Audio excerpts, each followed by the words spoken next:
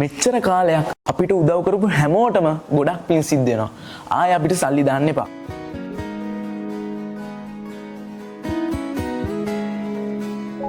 මේ වීඩියෝ දැකලා පාරේ තොටේදී අපිව හම්බ වෙලා අපි කවුද කියලාවත් දන්නේ නැතුව ඕගොල්ලෝ අපිට උදව් කරා.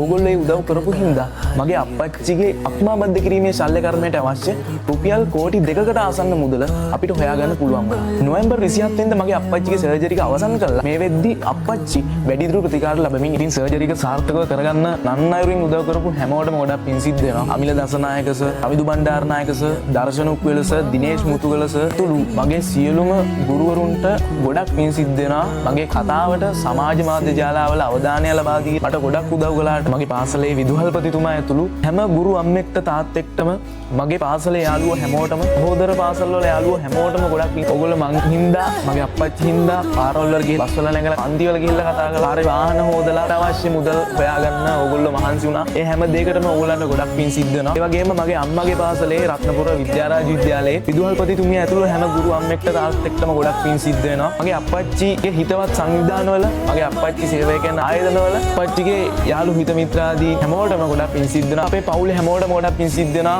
මං කවුද මං කොහෙද කියලාවත් දන්නේ නැතුව වීඩියෝ එකක් දැකලා ලංකාවේ ලෝකේ කොතනක හරි ඉඳලා මගේ අප්පච්චිගේ ජීවිතේ යථා තත්ත්වයට ගන්න ඕන කියන හැඟීමෙන් උදව් කරපු මනුස්සකමින් පිරිච්ච මිනිස්සු හැමෝටම බොහොමත්ම ස්තුතියි.